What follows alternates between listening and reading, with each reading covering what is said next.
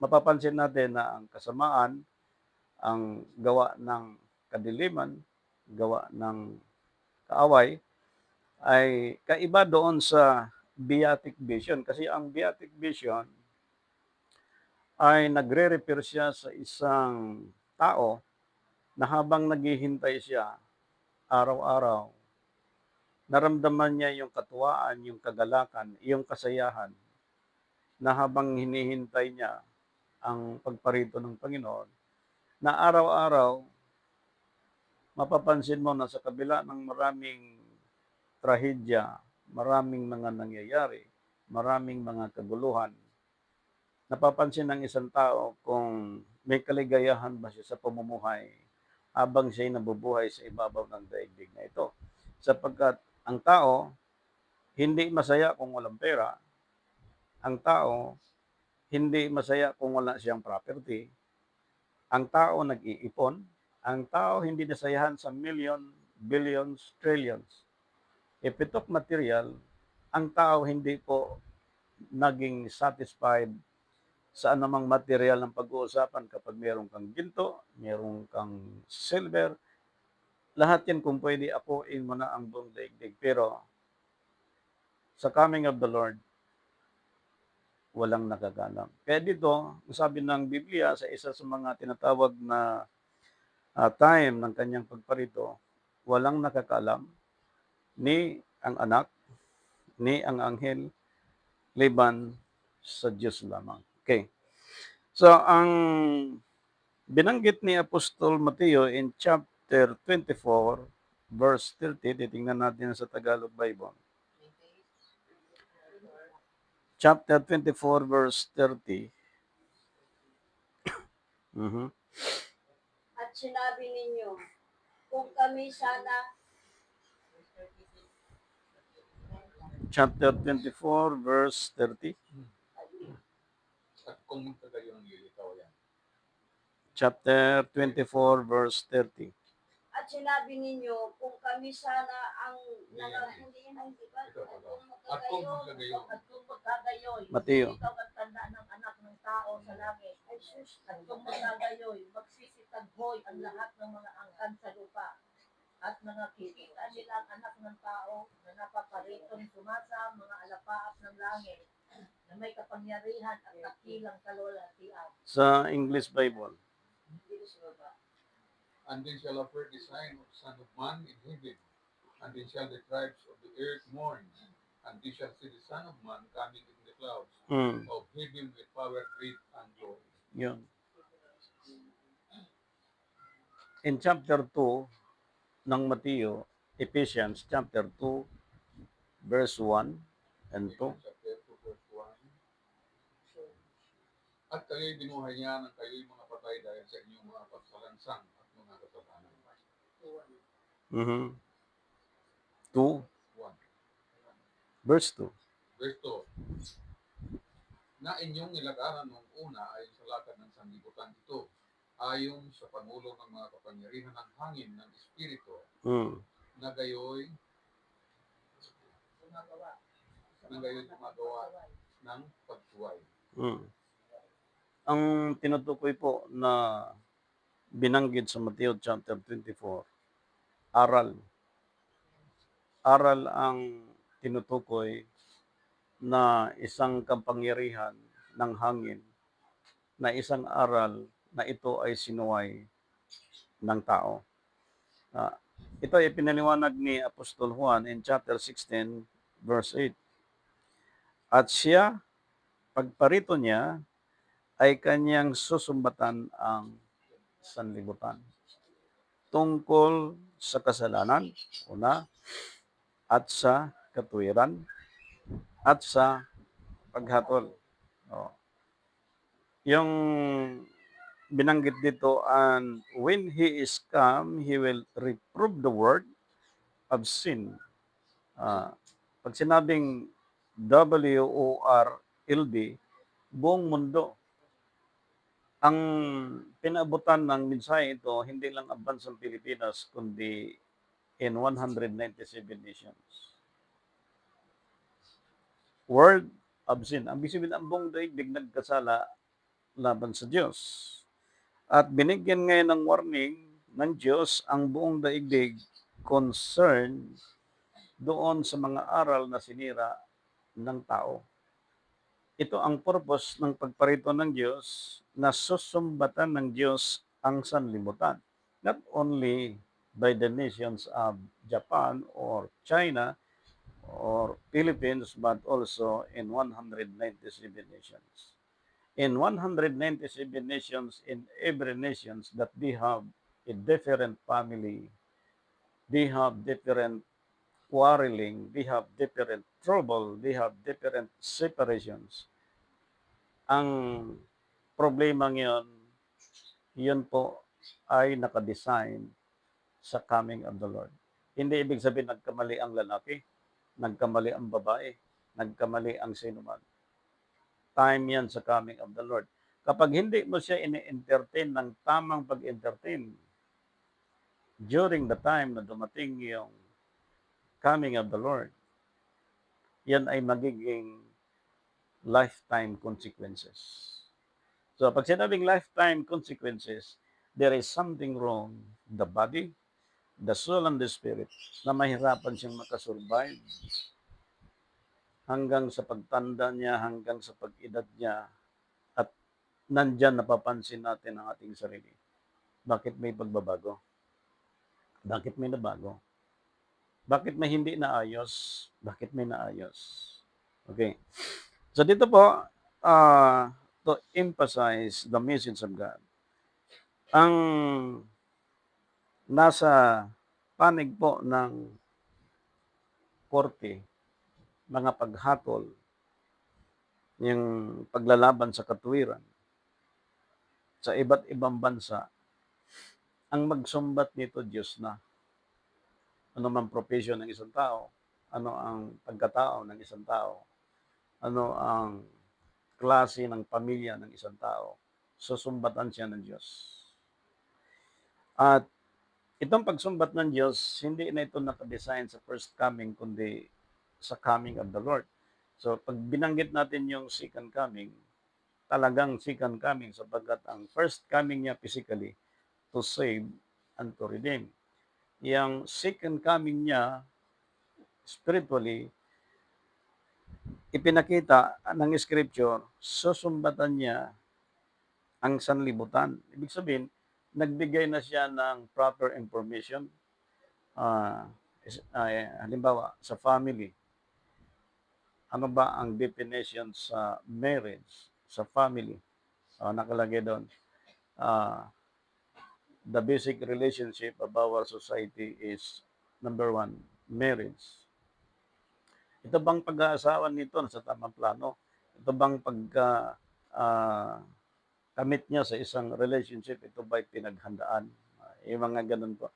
So sa time natin, mostly sa panig ng legal system, sa investigation, ang trouble mostly property, relationship, ganyan po. Sa spiritual, napapansin din natin, and generally, na kahit ang tao naglilingkod sa Panginoon, nahirapan pa rin makasurvive sapagkat kadalasan sa iniisip ng tao kapag naglingkod siya sa Panginoon, absuelto na siya. Ngunit, ang iniingatan ng bawat tagapagturo, maging tagapagpatupad sa salita ng Diyos, yung coming of the Lord na hindi dapat ito masalaula.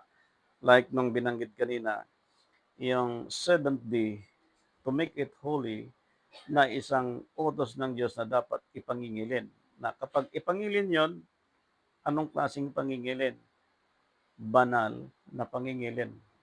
May first day up to sixth day, ginawa ng Diyos ang lahat ng bagay. Ang utos ni Propeta Moises, pwede kang gumawa sa 6 na araw.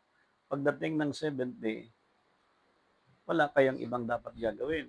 In order yan, ayon sa scripture, pati mga baka, pati mga hayop, pati mga nagpapastol, pati mga katulong sa sambayanan, kasama sa order na kailangan ipagpahinga.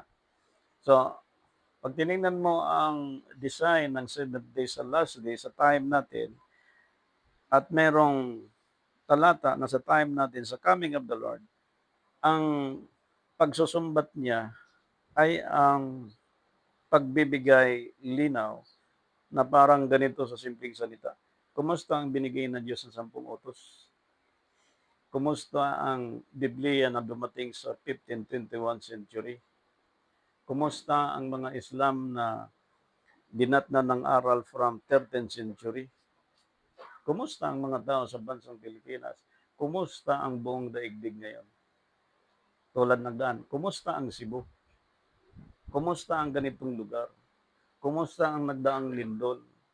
Ilang namatay, ilang nawalan ng hanapbuhay, ilan ang nawalan ng bahay? Kumusta ang naging tsunami sa Japan? Kumusta ang naging lindol sa ganitong bansa? Sa halos lahat ng bansa ngayon may mga nangyayari na hindi na po pangkaraniwan yan. Ngayon, ang purpose ng aral na ito ay ang gisingin tayo ng Diyos sapagkat ang babala ng Panginoon hindi para sa mga matatag sa paglilingkod sa Diyos at tama ang pagsunod sa Diyos, kundi sa mga tinatawag na warning to the weak concerning. Yung mahihina, ang purpose ng coming of the Lord, palalakasin siya. At iyang mga malalakas sa coming of the Lord, lalo siyang palalakasin. Sapagkat dito, pag sinumbatan ng Diyos ang sanlibutan tungkol sa kasalanan, ibig sabihin, huwag ka nang magkasala. Huwag ka nang gagawa uli. Huwag ka nang magpaplano. Huwag ka nang gumawa ng panibagong design. That's it. Yan ang time. If you are 30, 40, 50, 60, 70 years old, datnan ka ng ganong time, tigil mo. Huwag ka nang gumawa ng panibago mong plano. Sapagkat ang coming of the Lord, time siya para i-execute ng Diyos ang kanyang aral sa lahat ng tao, na kapag na-recognize ng tao ang coming of the Lord, siya ay imomold siya as a temple of God. So another topic po yan. Okay. So dito po, susumbatan niya ang sanlibutan tungkol sa kasalanan. So kung nakita mo nagkasala ka at mali, huwag mo nang gawin uli yon. Tungkol sa katwiran. Kung nakita may wala kang sa katwiran, huwag mo na ipaglaban ng katwiran mo. Pagka nakita na may mga dokumento, may declaration, at may mga lawyer, huwag mo na ipaglaban yung katwiran. Liban na lang kung ang tao nakadesign sa kasamaan. Ang sabi doon sa Revelation, ang masama, magpakasama. Ang liko, magpakaliko. Na kahit mali na, magpakaliko pa rin siya. Kahit masama ng gawa niya, pagpatuloy pa rin niyang kasamaan. Pero ang banal, pag kinokorek ng Diyos na mali yan, ititigil niya sapagkat magpatuloy siya sa kabanalan. Ang matuwid, kapag kinokorek siya ng Diyos, titigil siya sa mali niyang gawain, magpatuloy siya sa pagmakatuwid. Ganyan po ang design niyan. Ngunit itong time natin na pagtatalakay ngayon tungkol sa coming of the Lord, ipinakita sa binasa kayo na sa Matthew chapter 24, verse 30. Okay, balikan natin. Yung verse 30 sa Tagalog Bible, aklat ng Matthew chapter 24. At kung magkagayoy, lilitaw ang tanda ng anak ng tao sa langit. At kung magkagayoy, magsisitaghoy ang lahat ng mga sa lupa. Yan. At nang nakikita nila ang anak ng tao, napaparitong tumasa mga alapaap ng langit, at may kapangyarihan at dakilang kaluwalhatian. Kapangyarihan at dakilang kaluwalhatian. Okay. Itong beatic vision, mga kapatid kay Kristo, okay, kunin natin ang isa sa mga definition na atin pong tutunghayan bilang paglilinaw sa ilalim ng babala ng Diyos sa lahat ng tao, na ito ay may kakaibang dapat maintindihan tayo sapagkat ang nakakaalam lang nito sa pagparito niya at mangyayari, Diyos lang. Ngunit ang sabi ng Scripture, makikita ng lahat ng tao. Yan na. So paano mo ngayon iugnay literally ang iyong sarili doon sa literal na mangyayari at magaganap? Paano makita sa dalawang mata ang mga nangyari sa gagawin ng Panginoon? Okay, there are so many typology. Pag sinabing typology, iba't iba na magaganap. Kaguluhan, baha, gutom, walang nakakaalam. At katulad siya sa isang family na nagkaroon ng division, argumentation. Iba't iba siya. Ang kinuha natin ngayon, the body, soul, and spirit sa Thessalonica. Okay, bago natin puntahan yon, yung different classification sa typology about coming of the Lord.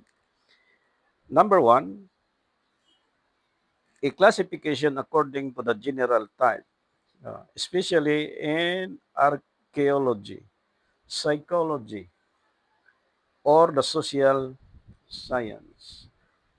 Yung social science, kapag pinag-usapan yung aral tungkol sa science, kaya sa pag-aaral may subject na science, pinag-uusapan yung mundo, yung buwan, yung araw, pinag-uusapan, tinuturo po siya.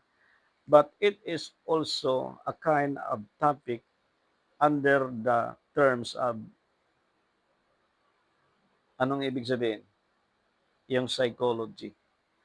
Pag sinabing ang kurso ay tungkol sa pagkuha ng tao sa kaalaman tungkol sa psychology, paano ba i-apply ang pagsa-psycho sa isang tao? Paano i-apply ng tao na i-psycho ang buong daigdig para maintindihan niya? Ngayon kung ang kaisipan ng tao is kahirapan, hindi niya ma-psycho ang daigdig. Kung ang kaisipan ng tao sa kapurihan ng sa kanyang sarili, hindi niya ma-psycho ang daigdig.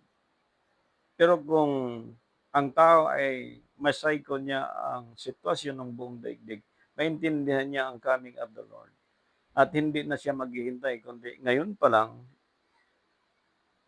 naintindihan na niya na ang coming of the Lord na nangyari sa Cebu, nangyari sa Japan, nangyari sa Europe, nangyari sa iba't ibang panig ng daigdig, yan ay time ng coming of the Lord.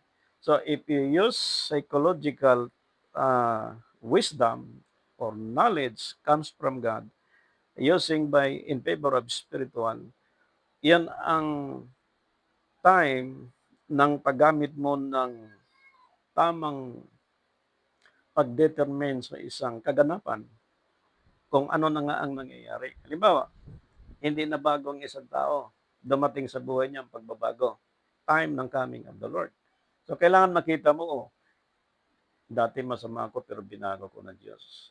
Ang tipo niyan ay pagbabago ng gagawin ng Diyos sa kanyang katawan, kaluluwa, and spirit. So, pag sinabing classification according to the general type, pag sinabing general type, kabilang na po dyan yung 197 nation. Ano bang typology ng iyong family? Ano bang typology ng bansang Pilipinas? Ano bang typology ng iyong ministry?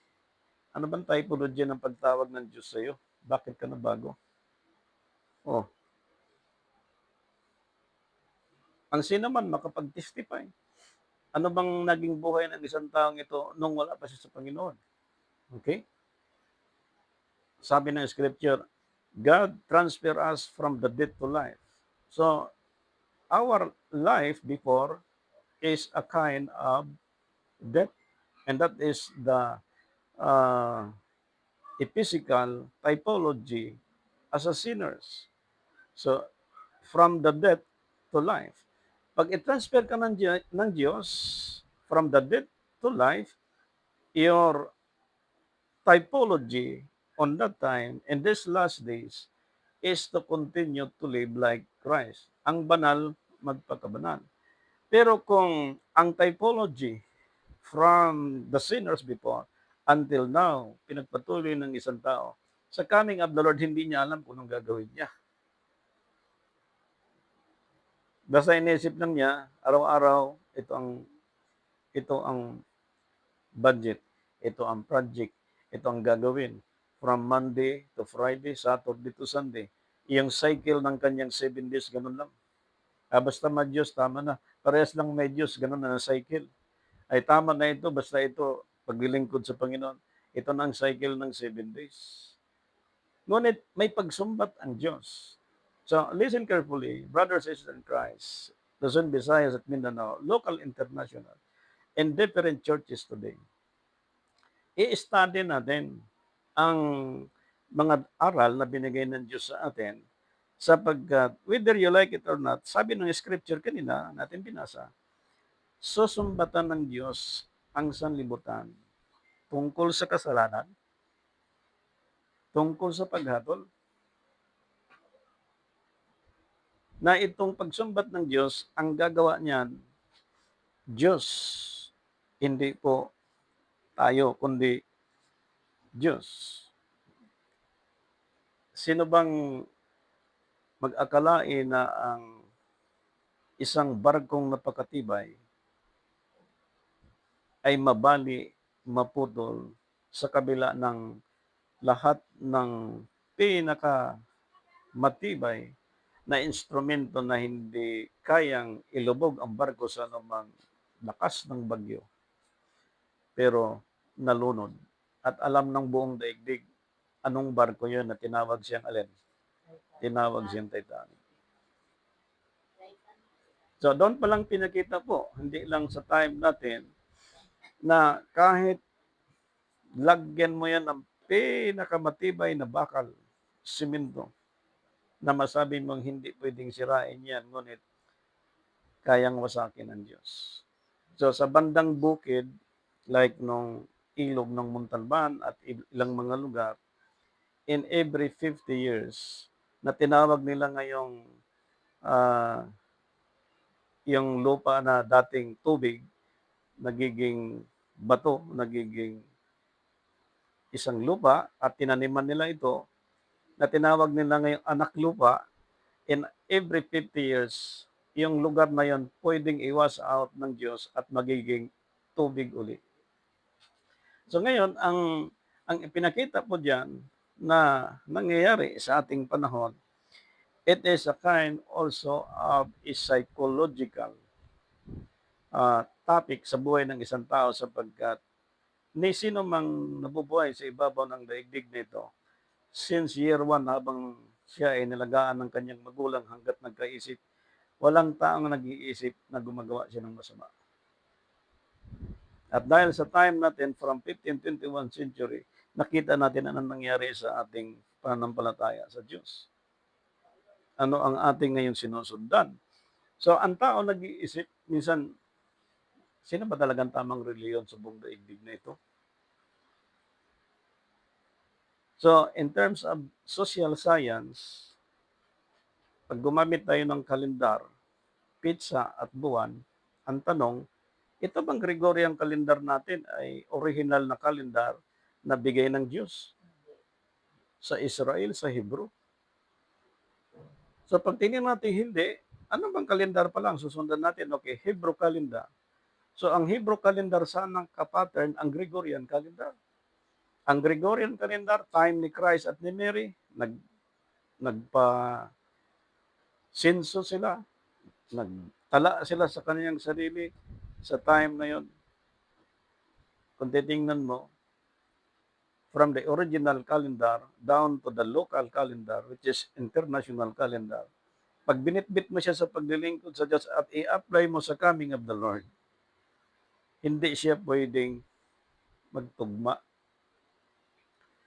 Sapagkat ang Gregorian calendar ay hindi po nakatugma sa original calendar. Halimbawa po, sa Genesis chapter 8, sa mga malalalim na pag-aaral, sila nating ibahagi ng konti. Sa Genesis chapter 8, verse 13, tingnan natin sa verse 13. At sundan natin At sa nangyari verse 14. ng tatlong ika-6 na raan at isa na ang unang buwan ng unang araw ng buwan ay natuyo ang tubig sa ibabaw ng lupa. At inalis ni Noe ang kapit ng sasakyan at tumanaw siya at narito, ang ibabaw ng lupa ay tuyo. Mm. At na ikalawang buwan ng 27 araw ng buwan ay natuyo ang lupa. Mm. Merong nilinaw mula doon sa edad ni Noah at ipinakita yung first month na binanggit po after nung nagkaroon ng 600 plus ang edad ni Noah. Sa first month din, halimbawa, ngayon anong pizza? November 5.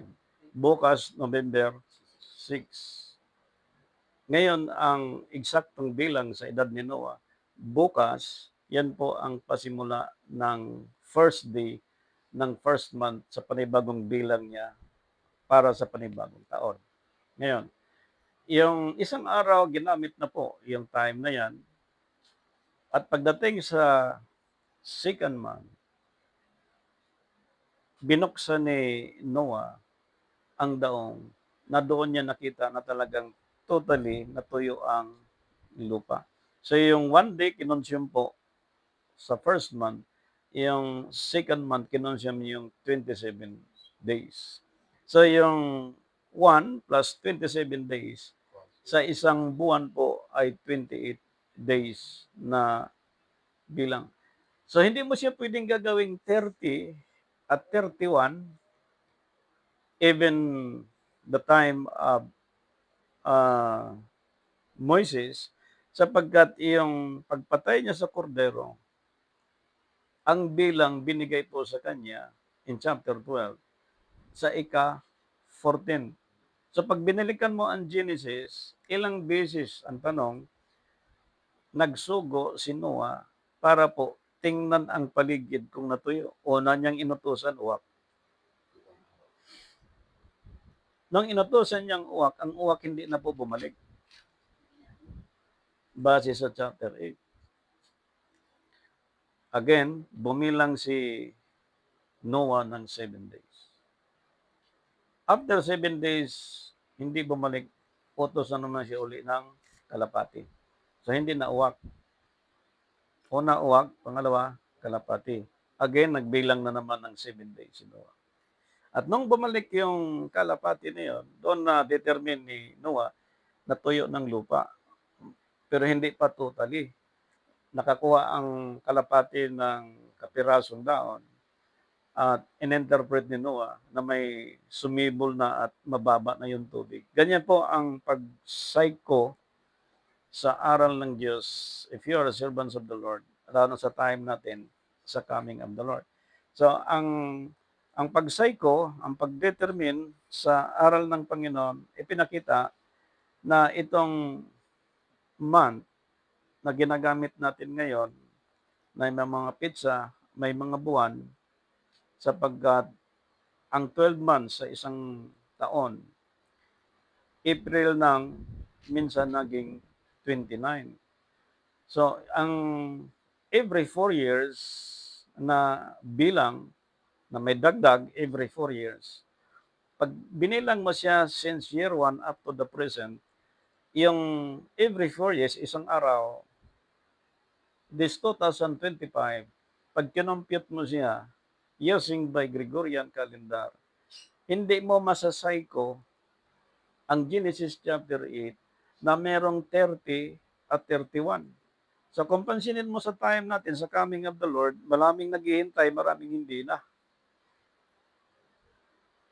Dalawa, merong naghihintay, merong hindi na. Si Noah naghihintay ng 14 days. Oh. Pinatay ang kordero sa panahon ni Moises in 14 days. So yung 14 sa time ni Noah, 14 sa time ni Moises, 14 plus 14 equals 28. Ayon doon sa Genesis chapter 8, verse 13 and 14. Walang 30 at 31. So sana ka-design yun. At mapanganib yun sa coming of the Lord, susumbatan yan. Susumbatan ng Diyos ang paggawa ng kasalanan ng sanlibutan ayon sa katuwiran, sapagkat ang pagsumbat ng Diyos na mali sa katuwiran ng Panginoon, magiging katulad sa panahon ni Noah, na kahit kapitbahay niya, kahit kaibigan niya, nung sinara ng Diyos ang daong, hindi na kayang buksan. Sa time natin spiritually, from a literal time of Noah, kahit anong pangangaral mo sa tao, kahit anong turo mo, hindi na maintindihan. So, kapag leader ka ng isang church at may ganun kang mga taong nakikita, problemang malaki yun. Na katulad ang, kung mapapansin mo, kaya pala ang family, ang mag-asawa, nakadesign sa church. Dahil ang head of the church, hindi ang sinaman kundi si Jesus Christ. Ang head of the church nakakita sa wickedness sa loob ng kanyang church. So kapag ikaw ay tayo nakita ng Diyos, alam mo kung sino yung weak, sino yung strong. Alam mo yun. Alam ni Noah kung saan ilagay ang ahas, saan ilagay yung kabayo, saan ilagay yung bao, saan ilagay yung amo kung sa Bisaya, saan ilagay yung buhaya. Nakakwarto yun. In how many days, hindi nag-away ang iba't ibang hayop sa loob ng, in other words, sa loob ng church hanggat maaari, Seven Adventist, Trinitarian, born again di umano, hindi mag-away-away. Ngayon, mapapansin mo, away doon, away dito, debate doon, debate dito. So, maraming umiiyak na bago at maraming nagtaka, bakit sinunog siya nung namatay? Bakit nagkaroon siya ng sakit nung namatay? Samantala, lingkod ng Diyos yan. Ito po ay napaka-lalim na aral, if we talk psychology. So, ang pinakita kanina yung different classifications. Tingnan natin yung tanong, what is the simple definitions of typology? Halimbawa, kinuha natin sa Thessalonica sa tulong ng Diyos, body, soul, and spirit sa pagparito niya. Number 1, study or analysis or classifications. So, paano ka papasok sa isang analysis kung uneducated ang isang tao? Paano ka makapagbuo ng isang bagay kung hindi alam ng tao ang tungkol sa pag-analysis? Mostly, as a Christian, as a servants of the Lord, as a Christ believers, mostly ang tao natututo by experience. Ang tao na-educate by trouble, by argue. Kaya po, in every organizations, nagsiseminar sila, nagtuturo sila para abot sa lahat ng tao ang tungkol sa pag-educate sa anumang bagay. Paano mo gamitin ang iyong isip at puso para i-analyze mo ang mga bagay na nangyari. Like in our time, paano mo masabi na ang Cebu, sa laki ng Cebu, bakit ang tinamaan lang yung bandang Talisay lang? Bakit ang hindi kabuuan ng Cebu? Samantala, sa panahon ni Noah, buong mundo, ginunaw yun. Okay, Pastor, may promise na ang Diyos eh. Okay. May promise na ang Diyos, hindi lahat. So, makikita na natin sa time natin ngayon, ang analysis natin pong nakikita na pwedeng mangyayari na ngayon sa iba't ibang panig ng daigdig, but hindi na in general sa time na natin, may promise ng Diyos na hindi na pwedeng ginawin uli. So, study of or analysis classifications based on types or categories. Yan. Anong signal dumating? Signal number 2, number 3, number 4. Gano'ng kalakas ang lindol? 5.6, 6.5, 7.1, 8. Mga ganun po, yung categories ng bawat pangyayari. Na sa pag-aaral mo, mapapansin mo, Kaya pala natguho yun. Kaya pala bumagsak yun. Kaya pala nangamatay yung mga tao. So sa pag-analyze mo, bakit nagkaganon? Oh, pag binalikan mo kay Noah, nagsaraan daw, naggunaw ang buong daigdig, nangamatay lahat ng mga tao. Ang tanong, ilang taon nangaral si Noah? Di ba 120 years? Hindi nakinig ang mga tao. Oh, ngayon, pag pinag-aralan yung pag-ibig, narinig ng mga tao tungkol sa pag-ibig. May pag-ibig bang mga tao ngayon? Paano mo i-apply ang pag-ibig? Sa bibig lang para banggitin? O may pag-apply? Paano mo siya gamitin if we talk psychology, tinatawag nilang psychological happen in every family. Pag sinabing psychological, bakit mo nasabi yun? Ay kasi mabait yun eh. Hindi ko alam bakit nagawa niya yun. That is a psychological uh, situation sa buhay ng isang tao. Bakit nangyayari yun? Akala ko ganun siya. Di ba? Sometimes ang mundo nag-decide, okay, ito yan. Pero after 5 years and 10 years, hindi mo nalaman may plan ang Diyos sa isang tao. Kaya pinagbabawal kung napansin natin yung paghusga ng tao sa kapwa. Okay. Number 2, a doctrine of theological type, especially one holding the things in Christians, belief are prefigured or symbolized by things in the Old Testament. Ayan.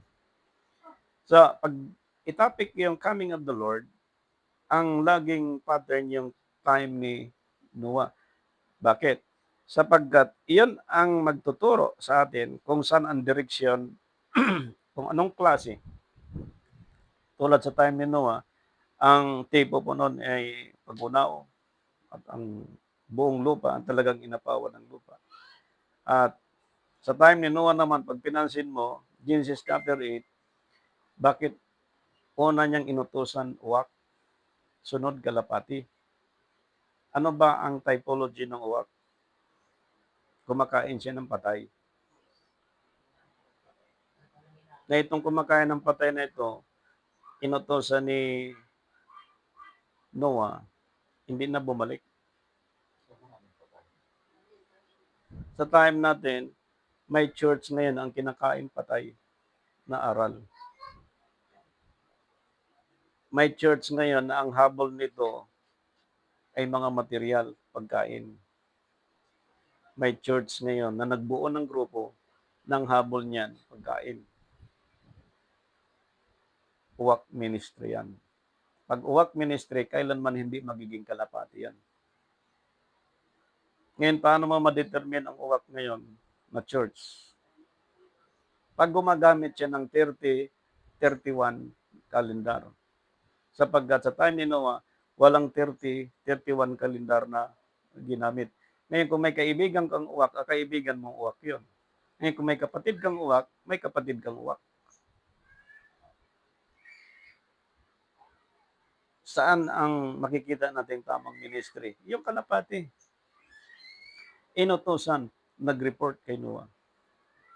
Ito yun ang naging resulta ng utos mo. Ang uwak, hindi. Magulang sa lahat ng magulang. Inutosan ni Noah, yung uwak hindi na bumalik. Pero yung kalapati, bumalik. Sa coming of the Lord, ang susumbatan niya yung uwak. Ang kalapati, hindi. Sapagkat yung pagiging tapat ng kalapati, yun ang aral sa ating panahon na kaya naintindihan ni Noah na humupa na ang tubig. Dahil yung kalapati ay may dala pong dahon sa kanyang tuka. Sa ating panahon, paano mo i-identify ngayon yan? Lahat ng church nag-determine na tama. Lahat ng church na Christian, tama. Lahat ng church nag-declare na tama ang paglilingkod sa Diyos. But look at their personal lives inside and outside of the church. Nakikita mo, iyong analysis mo, kaiba doon sa itinakda ng Diyos. Anong tipo ng category ng paglilingkod ng church na ito? Itong church na ito ang Sabat-Sabado. Itong church na ito wala ng Sabat. Itong church na ito ang Sabat Huwebes. Okay. Yung mga nagsusuri, ipitok psychology, magtatanong sila ngayon, yung Sabat ba ng Hudyo, Sabat ni Kristo? Hindi, Sabat ng Diyos. Yung Sabat ni Kristo, ano yon? Wala na yon. Basta ang Sabat ng Hudyo, yun ang Sabat ng Diyos. Hindi, problemang malaki. Tatanungin mo naman isa, yung ikapitong araw, 7th day, Sabat sa Panginoon. Nagsabat ba kayo? Ay, wala ng Sabat. Si Kristo na yung katuparan ng Sabat. O, sa isa naman, magtatanong ka, yung 7th day na ginanap nyo, anong oras yun? May oras, opo. Anong oras? 9th hour. Paano niyo ma-approve na 9th hour? Sabi ng Biblia. Nalagutan ng hininga ang Panginoon, ika 9th hour. Scripture yon. Anong araw katulad ngayon, Miyerkules? Paano mo ngayon ilinaw na ngayon ay Miyerkules, na 9th hour, kung walang propesya na itinuturo? Eh ngayon, tanungin mo ang Diyos Sabat, anong propesya? Natural, utos ng Diyos kay Propeta Moises. Pagdating sa sonship time, anong Sabat na pinairal sa Sabat ni Kristo?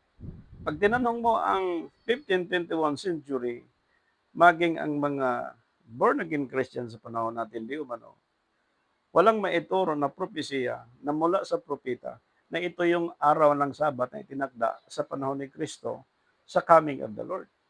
So dito mo makikita sa pag-analisa mo na maraming ngayong hindi ready sa coming of the Lord. Basta nag-prepare lang na nag-prepare.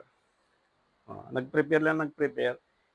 Wala na silang pakialam doon sa mga tuntunin ng Diyos kung gaano kahalaga. Kaya meron siyang paliwanag, study, yung simple definitions of typology, study of or analysis or classification based on types of categories. So, ang sitio, ibang kategory. Ang barangay, ibang kategory. Ang lungsod, maging din po ang nations. So, bawat nation may iba't iba pong kategorya yan. So, sa panahon natin, if we talk family, iba't ibang kategory. So, pag sinabing Christians, hindi po born again lang, hindi Roman Catholic lang, hindi lang Christ believers, na iisa dapat ang kategory. Eh ngayon, iba't ibang kategory. Pagdating sa pag-worship sa Panginoon, ang iba may idols, ang iba wala. Pagdating sa tradition, yung iba may ilang tradition sa isang taon, meron ng iba 3. Pag tinignan mo yung scripture, 3 nakalagay sa feast of the Lord, at ginawa niyong 10. Iba't ibang kategory. So, sa time ng coming of the Lord, ito ang susumbatan niya. Kaya, ang isa sa mga ipinakita, yung word na typology, so synonyms, assortment, categorization, classification, compartmentalization, na yung synonyms for typology, iba't ibang paliwanag siya. Okay. Meron pang isa dito, yung purpose of typology. Yung purpose, bakit may coming of the Lord, may iba't ibang paraan siya sa pagparito. Yan. What is the purpose of typology? The word typology is simply a scientific term which is used for grouping things together based on similarities. So, based on similarities. If we took human, ang Islam, tao din. Ang Christian, tao din. Ang Buddhist, tao din. Yung ibang mga religion, kapwa-tao. Okay? Pero, iba't ibang typology siya. Anong paniniwala ng Islam sa coming of the Lord? Iba. Anong paniniwala ng Christian sa coming of the Lord? Iba. Anong paniniwala ng Jew? May paniniwala ba sila sa coming of the Lord? If we talk typology, ang paggamit ng ang pag-psycho mo sa spiritual na bagay na mula sa Diyos, wala kang ibang nakikita na pinaka-the best na paniniwala ng isang tao para maging exempt siya sa Great Tribulation. Kasi ang coming of the Lord, part siya ng Great Tribulation. Yung siya magiging mananampalataya as a Christ believers.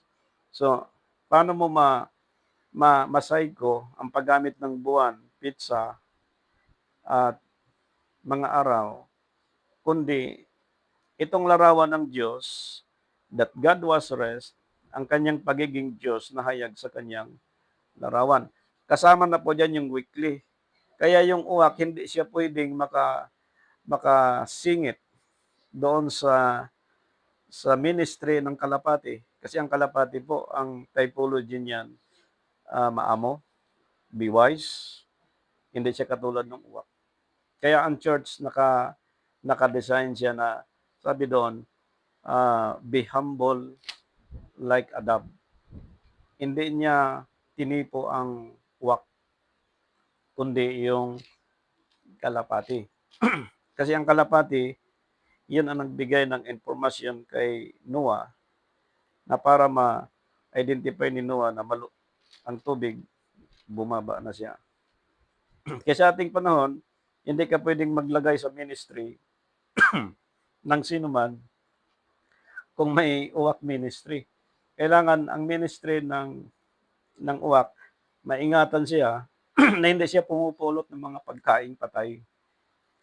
Na kailangan ang kanyang isip at puso, kung anong instruction ng Diyos, like kalapati, sinundan niya kung anong instructions. Pagbalik niya, pinakita niya kay Noah na tuyo na.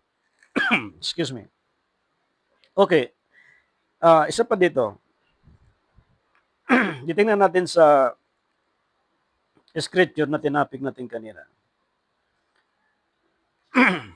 Okay, balikan natin. Doon po sa New Testament tayo. Marcos chapter 8 verse 38. Chapter 8 verse 38. Hmm. Sapagkat ang sino man magmamakhaya sa akin at sa aking mga salita, Yun. walahin ito Hmm. na mapangalon niya at makasalanan, Hmm. ay ikahihiya rin naman siya ng anak ng tao. Hmm. Pagparito niyang nasa kaluhalhatian ng kanyang ama, Hmm. na kasama ng mga banal na anghel. Hmm. Hindi lang ang kalagayan niya, sarili niya, kapag ating interpret by literal, kundi ang kasama niya mga banal sa panahon yon. Kapag ginamit natin ang grupo ng 144,000 na ito ay mula sa babaeng malaya, mga banal yon. Sa coming of the Lord, ang kasama niya mga huli. Ngayon, ang mga tao kung nakadesign sa kabanalan, magpakabanal siya. Pag kinukorek siya, magpakorek siya. Pag tinuruan siya, magpaturo siya. Ang liko, magpakaliko. Ang liko, kapag kinurik mo at magpakaliko, liko talaga siya.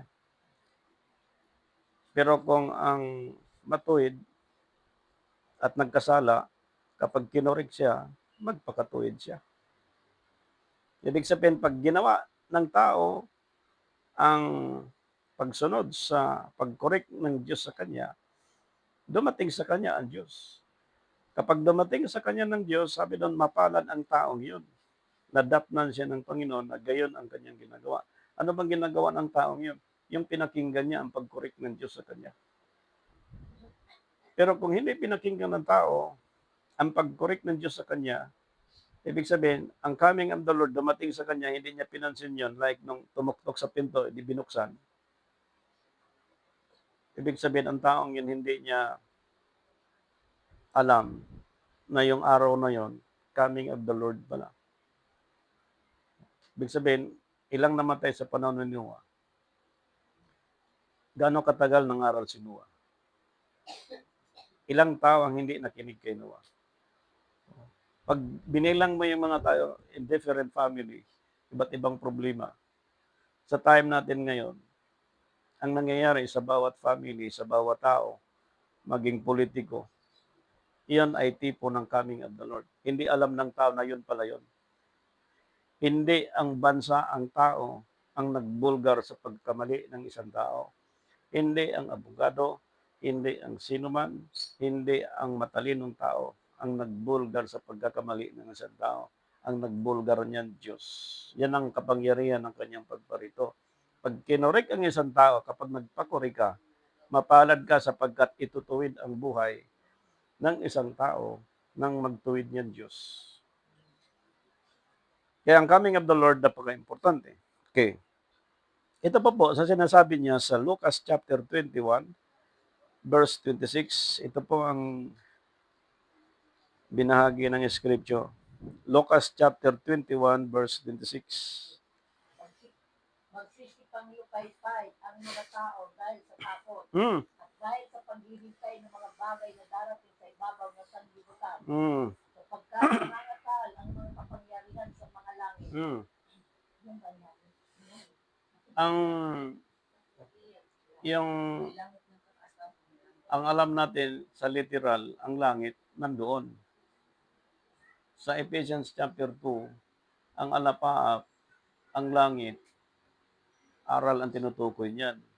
Ang langit, kapag tinakpan ng ulap na itim, ang sabi ng scripture, ang iniisip ng tao, uulan. Ganyan pag-identify ng tao. Anong kulay ba ng uwak? Oh, may uwak maputi. Oh. Kaya ngayon, makikita natin na yung aral ngayon, aral ba ng kalapati o aral ng uwak? Anong nangyari sa bansa natin? Ang problema ng bansa natin, corruption. Aral ba ng kalapati o aral ng uwak? Oh. Sino ang mga magagaling na mga pari at mga cardinal na mga advisor niyan? Ano ang mga church na pinapasukan ng mga tao yan? Aral ba ng kalapati o aral ng uwak? Alam mo, nakakahiya yan. If we have any leaders today are doing against the will of God, kung sinong pari at anong church ang inaatinan niyan, yung church na yon ay hindi aral ng kalapati, kundi aral ng uwak. Yan ang katotohanan.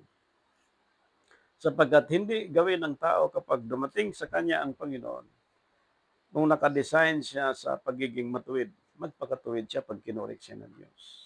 Ay hindi.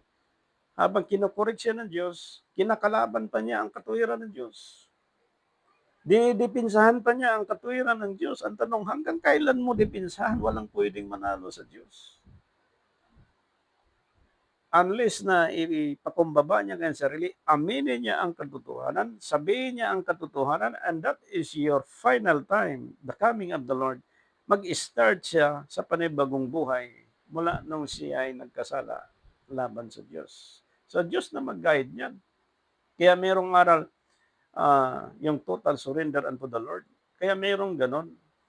Kasi pag sinurrender mo lahat yon, wala ka nang ibang gagawin kundi sundin mo ang proseso na gagawin ng dumating sa'yo. Pag dumating sa'yo, mensahe yun. Hindi mo siya nakitang literal na itong mukha ni Jesus Christ. Hindi, ganun. Ang makikita, ang mukha ni Jesus Christ, aral. Na itong aral kapag nasa isang church, sabi ni Apostol Pablo, makita nyo ang mukha ni Jesus Christ. Pag tamang aral, pag uwak, hindi mo makita ang mukha ni Jesus Christ. Kaya ang laki po ng problema ng buong daigdig ngayon sapagkat paano itong mga tao na sa kasulukuyan, liban na lang sa mga natakot, na bago, at sinundan nila ngayon ang katotohanan. Kaya ang ating pagtatakil ngayon, maikling oras, isang paraan na mula sa Diyos, hindi natin ina-after ang meron sa isang tao, kundi may parating sa buong daigdig. Actually, ang iba, tumatalakay talaga, pero sabi kanina, na wala kayong takot na magsabi sa daigdig na ito. At yun ang typology ng coming of the Lord, na sabihin mo talaga ang katotohanan kung ano po ang totoong nangyayari tulad sa panahon ni Noah. Okay. Sa 2 Thessalonica in chapter 1, verse 7, sa paliwanag ni Apostol Pablo, dito po sa 2 Thessalonica in chapter 1, verse 7. At kayong mga pinighati ay bigyang kasama namin ng kapahingahan Mm, sa pagpapatahayag ng Panginoong Hesus mula sa langit na kasama ang mga anghel mm, na kanyang kapangyarihan na mm. nasa naglilingas na ako. Yun. Langit, aral, alapaap, caught up in the air. Oh. Hindi gagamit ng salitang rapture, kundi caught up in the air. Ang aral ngayon sinusundan, na dapat sundan lahat ng tao, yung information, yung aral mula sa kalapati. Hindi aral mula sa uwak. Sapagkat ang aral sa kalapati may pagbabago, may pagsunod, may pagkatakot sa Diyos, at may pasimula sa panibagong buhay niyang tahakin sa ibabaw ng daigdig na ito.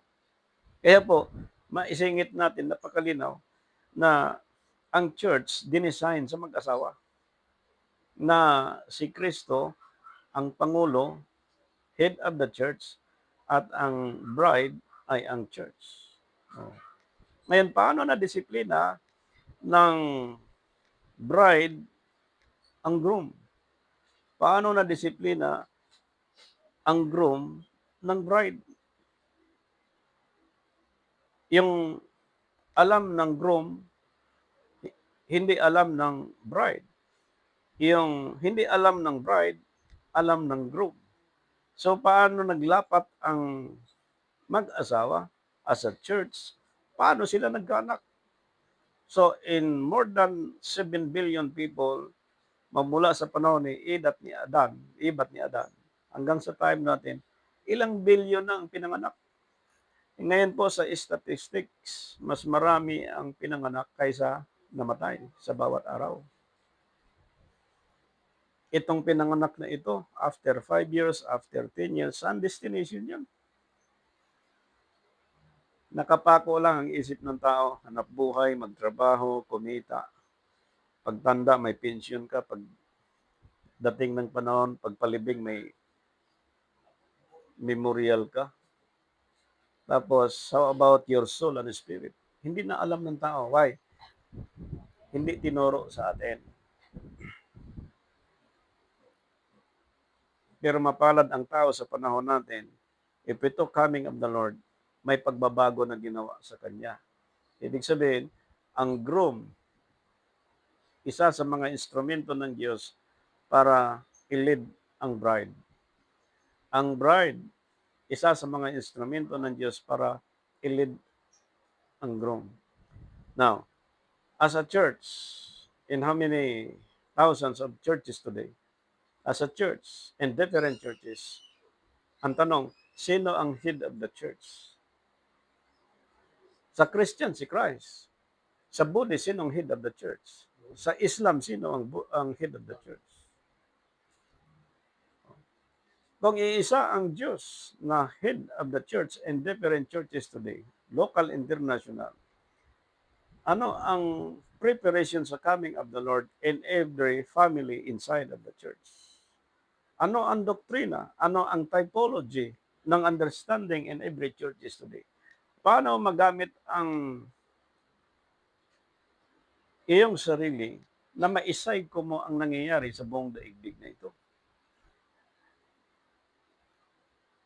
Na ang pagsay ko mo from this moment up to the end of your time. Kaya ang coming of the Lord, sabi doon, katapusan ng sanlibutan. Ano ba yung tatapusin ng Diyos? Hindi yung creation niya from one day up to 6 day.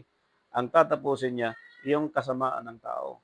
Pag tinapos ka na, ibig sabihin, pag tinawag ka na sa paglilingkod, dinala ka na, inakay sa binago na, using by husband and wife.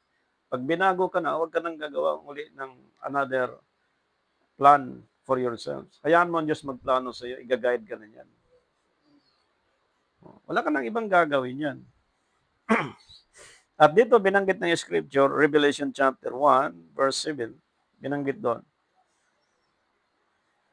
narito siya'y pumaparitong na nasa mga alapaap Mm. at makikita siya ng bawat mata Yun. at nangagsipulos sa kanya Mm. at ang lahat ng mga angkan sa lupa